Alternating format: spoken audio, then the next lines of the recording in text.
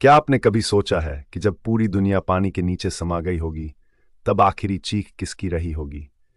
एक बाप जो अपने बेटे को डूबते देख रहा था, या एक बेटा जो अपने बाप की पुकार को ठुकरा रहा था? यह कहानी सिर्फ एक तूफान की नहीं है।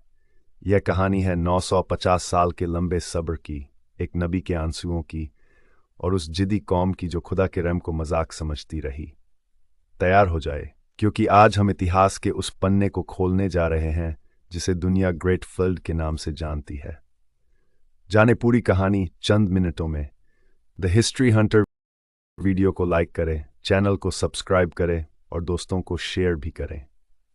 हज़रत नूह अलैहिस्सलाम एक ऐसी कौम में भेजे गए जो मिट्टी और पत्थर के बुतों के आगे माथा टेकती थी।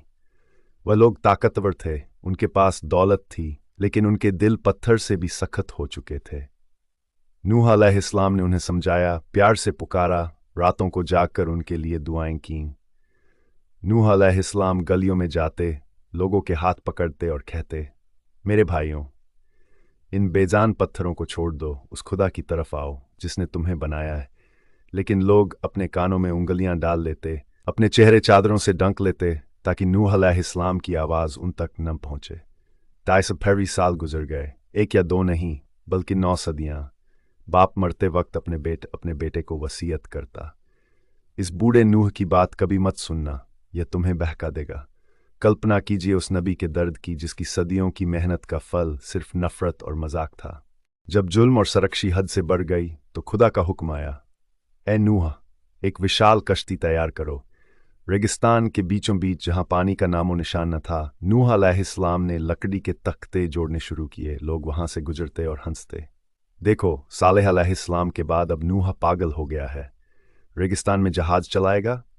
नूह अलैहिस्सलाम खामोशी से अपना काम करते रहे और बस एक ही बात कहते, आज तुम हम पर हंस रहे हो, कल हम तुम पर हंसेंगे। सस्पेंस तब शुरू होता है जब खुदा ने एक निशानी मुकर्रर की। जब तंदूर से पानी उबलने लगे तो समझ लेना कि अजाब आ गया। एक दोपहर अचानक जमीन कांपने लगी, रसोई के ठंडे तंदूर से आग की जगह पानी के फव्वारे फूटने लगे। नूह अलैहिस्सलाम समझ गए कि वक्त खत्म हो चुका है। उन्होंने हर जानवर का एक एक जोड़ा कश्ती में चढ़ाया और उन चंद वफादार लोगों को जो उन पर ईमान लाए थे, आसमान के दरवाजे खुल गए। ऐसा पानी बरसा जैसा दुनिया ने न कभी देखा था न सुना था। नीचे से जमीन ने पानी उगलना शुरू किया और ऊपर से आसमान ने। ये इस कहानी का सबसे इमोशनल हिस्सा है। पानी टखनों से घुटनों तक और घुटनों से कंधों तक आ गया। नूह अलैहिस्सलाम की कश्ती लहरों पर तैरने लगी। अचानक नूह अलैहिस्सलाम की नज़र अपने बेटे कनान पर पड़ी। वह पानी से बचने के लिए एक ऊंचे पहाड़ की तरफ भाग रहा था। नूह अलैहिस्सलाम की पुकारा, मेरे बेटे, मेरे साथ कश्ती में आ जा, आज खुदा के अजाब से बचाने वाला कोई नहीं है। बेटे का जवाब, नहीं अब्बा, मैं इस ऊंचे पहाड़ पर चढ़ जाऊंगा, ये मुझे पानी से बचा लेगा। नूह अलैहिस्सलाम की आंखों में आंसू थे।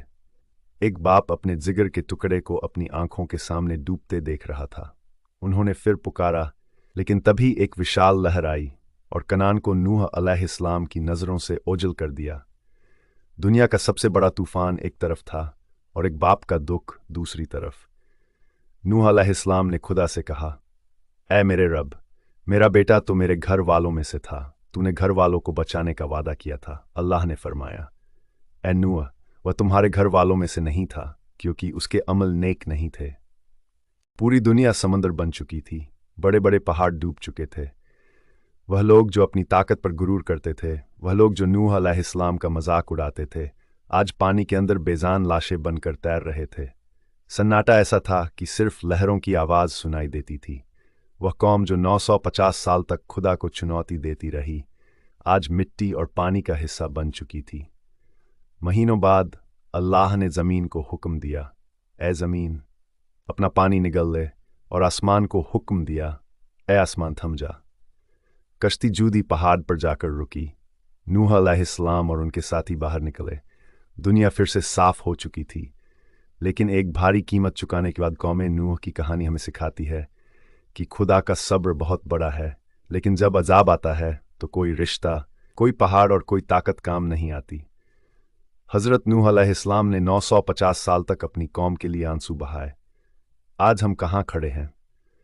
क्या हम भी उसी सरकशी के रास्ते पर तो नहीं जहां खुदा की निशानियों का मजाक उड़ाया जाता है? याद रखिए, कश्ती आज भी तैयार है, तौबा की कश्ती। इससे पहले कि वक्त का तूफान आपको घेर ले, अपने खुदा की तरफ लौट आइए।